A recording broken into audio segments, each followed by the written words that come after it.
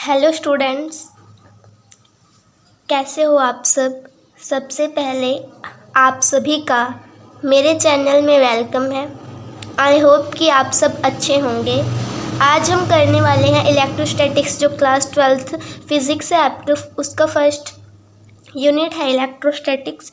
उसके हम objective type questions या एमसीक्यूज़ करने वाले हैं, क्योंकि 2022 में आपके 2 पार्ट में पेपर होंगे। उनमें तो दोनों में है जो वो एमसीक्यूज़ इम्पोर्टेंट है।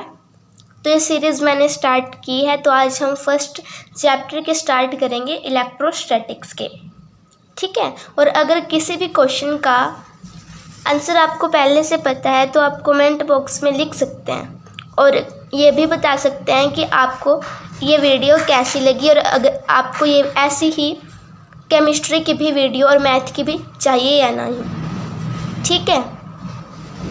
तो शुरू करती हूँ। सबसे पहला क्वेश्चन है आपके पास, SI unit of electric charge. किसकी? इलेक्ट्रिक चार्ज की, जिसे हम डिनोट करते हैं Q से। ये HPSC 2017 में पूछा जा चुका है, इम्पोर्टेंट है क्वेश्चन। तो आपको पूछा है कि इलेक्ट्रिक चार्ज के यूनिट क्या होते हैं SI, एम्पियर, कूलम्ब, वोल्ट या इनमें से कोई नहीं। तो हम सबको पता है इलेक्ट्रिक चार्ज जो है वो उसके जो SI यूनिट होते हैं वो होते हैं कूलम्ब, ठीक है। तो इलेक्ट्रिक चार्ज के यूनिट होते हैं कूलम्ब। सेकंड क्वेश्चन है SI unit of epsilon not, जिसे परमिटिविटी ऑफ फ्री स्पेस भी बोला जाता है। ये भी इम्पोर्टेंट है, HPSC 2019 में पूछा गया है।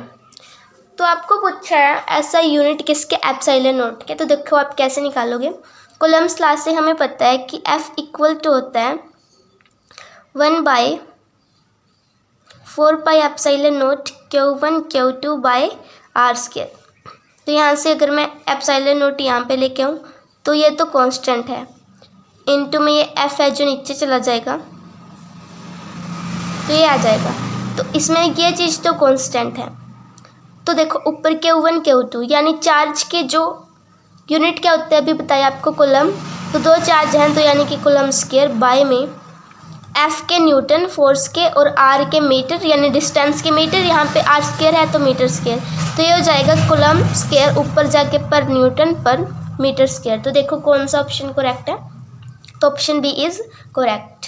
तो इस टाइप से आप निकाल सकते हो। तो SI unit of epsilon not is coulomb square पर न्यूटन पर मीटर स्क्वायर। इसी तरीके से आपको पूछा है SI unit of K। K क्या होता है? Proportionality constant. कूलम्ब्स लॉ के अंदर इसकी वैल्यू को हम 1/4 पाई एप्सिलॉन नॉट की वैल्यू को हम K कहते हैं, या K की वैल्यू की जगह हम पुट करते हैं 4 पाई एप्सिलॉन नॉट। तो आपको K के यूनिट पूछे हैं, तो देखो F इक्वल टू होता है K Q1 Q2 by R square. तो K के पूछे हैं, K को यहीं पर रख के F R स्क्वायर, और ये चीज़ इसके नीचे आ जाएगी, है ना। तो फोर्स के होते हैं न्यूटन, R स्क्वायर यानी कि मीटर स्क्वायर, बाय में Q1 Q2 यानी कि कूलम्ब स्क्वायर। तो ये आपके पास आ जाएगा न्यूटन मीटर स्क्वायर पर कूलम्ब स्क्वायर। तो देखो कौन सा ऑप्शन करेक्ट है, N1 metre square coulomb square पर कूलम्ब स्क्वायर। तो ए ऑप्शन इज करेक्ट, यानी कि SI unit of K is N1 coulomb square metre square. उसके बाद है the charge on a neutron. Electron, proton और न्यूट्रॉन ये सब एटॉमिक पार्टिकल्स होते हैं। तो न्यूट्रॉन के ऊपर कौन सा चार्ज होता है? न्यूट्रॉन के ऊपर चार्ज होता है 0। आप याद कर लेना। तो न्यूट्रॉन के ऊपर चार्ज होता है 0। इंपॉर्टेंट क्वेश्चन है, HPSC 2016 में और 18 में पूछा गया है। तो 4th क्वेश्चन तक आई होप कि आपको कोई डाउट ना हो।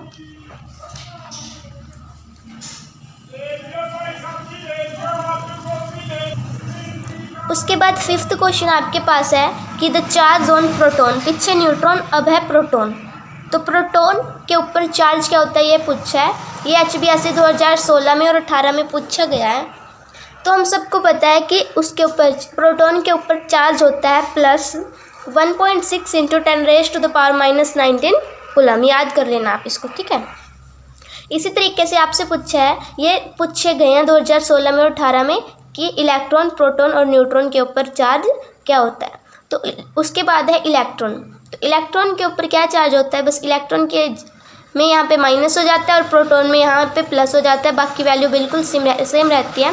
-1.6 × 10⁻⁻19 कूलम।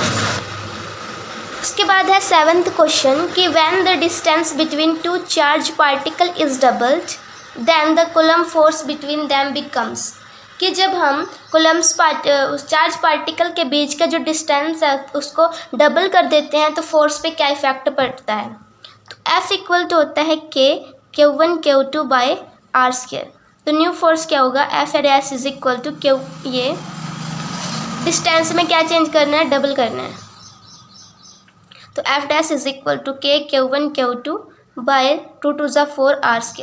देखो ये सारी वैल्यू जो है ये यहाँ ये वाली ये किसकी है, F की। तो F' इक्वल टू हो जाएगा 1/4F, यानी कि जो न्यू फोर्स होगा वो 1/4 हो जाएगा पहले फोर्स के। तो यहाँ पे आ जाएगा 1/4। तो इस टाइप के भी क्वेश्चन पूछे जाते हैं और पीछे पूछे भी गए हैं, ठीक है। तो इसको आप देख लेना कि इस टाइप से करना है सॉल्व। उसके बाद 8th क्वेश्चन है कि nature of electric force between two proton. तो हम सबको पता है कि लाइक चार्जेस एक दूसरे को रिपेल करते हैं और अनलाइक चार्जेस एक दूसरे को अट्रैक्ट करते हैं। तो nature of electric force between two proton यानी कि पॉजिटिव इनके बीच के जो फोर्स है वो किस टाइप का होगा। तो इनके बीच में ये फोर्स दोनों एक जैसे हैं यानी लाइक है, तो इनके बीच में रिपल्सिव होगा यानी कि एक दूसरे को रिपेल करेंगे। उसके बाद है the torque acting on an electric dipole of dipole moment P। Torque acting on an electric dipole of dipole moment P placed at an angle 90 degree to the electric field E will P। हमें पता है कि टर्ग जो होता है वो होता है PE sin थीटा। तो sin थीटा की जगह थीटा हमें गिवन है 90 डिग्री, तो sin 90 होता है 1, तो PE हमारे पास वैल्यू आ जाएगी इसकी। तो ठीक है, और अगर हमें थीटा 0 डिग्री दिया होता तो ये हमारे पास आ जाती 0, बट अब हमें 90 डिग्री दिया है तो PE क्योंकि sin 90 1 होता है। उसके बाद आपके पास क्वेश्चन है dimensions of electric field E। Electric field के आपको पूछे हैं डायमेंशंस। तो E इक्वल टू होता है फोर्स अपॉन टेस्ट चार्ज। तो फोर्स के क्या होते हैं mL/t-2 और चार्ज के होते हैं AT।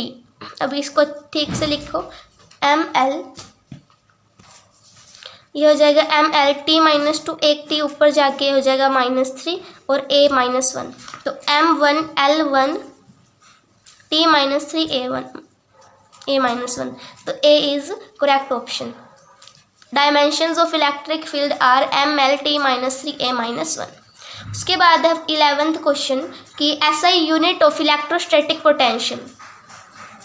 इलेक्ट्रोस्टैटिक पोटेंशियल के SI यूनिट होते हैं, हम सबको पता है वोल्ट, ठीक है, इंपॉर्टेंट है क्वेश्चन।